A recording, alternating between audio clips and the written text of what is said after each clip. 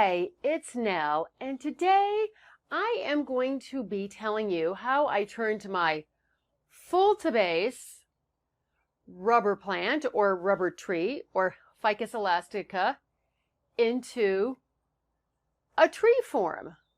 I'll explain more because it might be a little vague, so explanation coming up soon.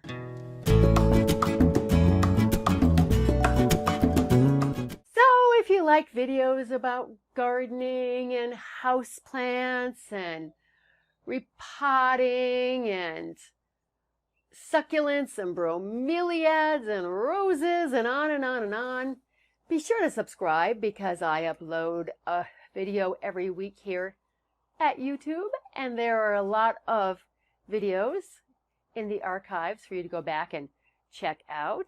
And if you're new to my channel, welcome. I'd love it if you'd subscribe. And if you are returning, thank you so much and welcome. So I'm going to explain those two terms to you. I worked in the houseplant trade very long time ago, and when we'd buy plants wholesale, they would oftentimes be labeled FTB, which means full to base. It means it has the leaves all the way up and down, or it could be labeled as standard, which means a tree form. So it actually has a trunk and then the foliage up above, up top. So you will see the tree form of this variegated rubber plant very soon, but that's just an explanation for you. So I'm going to start off by showing you how my variegated rubber plant looked before I did the air layering. Now, air layering is a method of propagation. I've done a video and a post on that for you. It'll explain it. I'm going to briefly go over it here, but you can check out that and see that. But right now is a clip of the mother plant as a full to base plant coming up, because this here is the top of the mother plant that was air layered off. So have I totally confused you? Okay, well, here's the original plant. Here's the plant. Here's the mother plant. I'm getting confused trying to explain it. Here's the mother plant in its original form before I did the air layering. I'll give you an up and down of the ficus here. It's about 5.5 to 6 feet tall. As you can see, those are the aerial roots down there. That's just fine. That's how the plant grows. And then we go up. Look at those beautiful leaves. Oh, like painted works of art. And there's the top right there. So I did that air layering. I started it last April, I believe, because it's best to do it once the weather warms up. I'll put the date in the blog post. Oh, by the way, there's a blog post to go along with this. The link will be down below and also on my blog, ajoyousgarden.com. So what you're going to see now is the mother plant and this air layered part, the baby plant side by side, and that was taken in October. And you can see the branches starting to appear on the mother plant. The leaves are all still, most of the leaves are all still on the trunk because I hadn't taken those off, but it is starting to sprout at the top. It is starting to, the sprouts have turned into branches which are really starting to grow toward the top.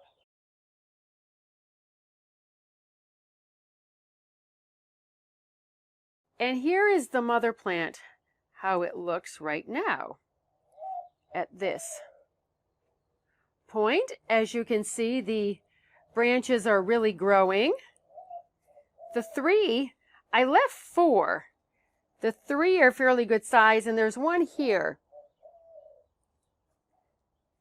I'll get over there. There, you can see that one now. That one just hasn't grown that much, but it's there, so. But if it only turns out to have 3, it's fine. But as you can see, it is turning into a tree form very well. And here is the baby. which is not, such a baby anymore. I just repotted it because it was in a small 1-gallon pot. So now it's in a bigger pot. That video will be coming up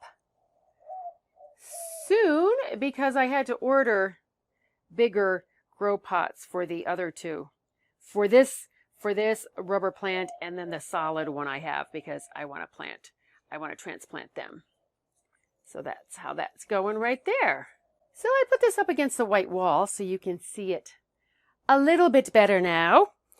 So if you want to turn your rubber plant or rubber tree into a tree form, it might be getting a little bit skinny, or maybe you've air layered it, or you just don't like that tall, narrow look.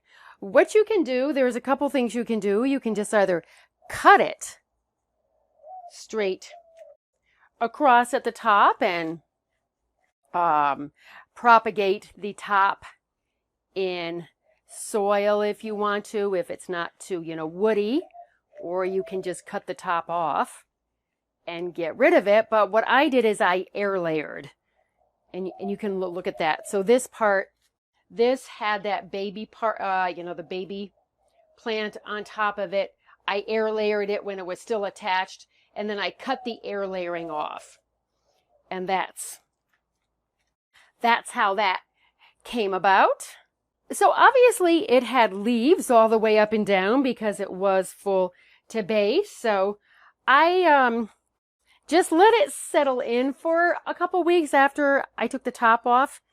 And then I started taking off. I would take off 2 or 3 leaves at a time. And I do that about every 2 weeks because I wasn't in a hurry to do it. I didn't strip it all at one time. But I just want to give you a word of warning. When you do take off the leaves, there's going to be sap that comes out from here and also from the base of the leaf. And it is irritating to some. It doesn't bother me, but what I would do is I would take a rag and I would just put it over the place where I took the leaf off, the node where I took the leaf off, and then also I would put it on the end of the stem because it drips, the stem of the leaf, because it drips like crazy for at least a minute. Okay, so I'm just jumping back in to tell you that you could take the leaves off at one time. I'm sure that would be fine. I don't think it's going to shock the plant or anything. I just do it gradually because of that milky sap that just pours right out. I wrap the rag around the trunk and also around the stem, as I said, and it flows for a little while. So for me, it's just easier to do it gradually. So all these places here, that's where I took the leaves off of, and most of them I started by cutting off with a knife because they're really attached there, and then I just pulled them off. I tried to make as clean a cut as I could without digging too far into the bark. So there you have it. It is easy to do. So I went from a much taller plant that looked like this to this plant here. And it's looking nice and healthy and fresh. The leaves are gorgeous. So I am happy with how it turned out. And it is going to get potted into a bigger pot very soon. Gardening is all about experimentation sometimes. I cut my lucky bamboo stalks back in the fall, I think, because I had never done that before. So I'm going to do a video on that. And I hadn't done this. I hadn't done air layering. I've done air layering. I've done that a few times, but this turning a full to base into a standard, I hadn't done in a long time. So I thought, why not give it a try? Because I have 2 plants anyway. So I didn't want another one that was full to base. I wanted a tree. So that's why I that's why I decided to do this, and I thought, why not share it with you? So besides the post on Ficus Elastica propagation, I've also done one on care, because of the 3 ficuses, the fiddly fig, the weeping fig, and the rubber tree, this one, in my book, is the easiest to take care of. Doesn't need quite as much light as the other 2. This one, you know, because of the variegation, prefers to have a bit more light, but the fiddly fig and the weeping fig both need a lot of light. I might do a video on the fiddly fig. I don't know if you want one. You know, there seems to be a lot of information out there on the fiddly fig because it was the designer plant or the designer darling plant for a long, long time. You remember how in the fiddly fig was? If you had a fiddly fig, you were cool. So now I have 3 rubber trees, so I probably am going to end up giving this one away. I'll see. Because I want to get some other plants too. Because my plant addiction is never satisfied. Nope.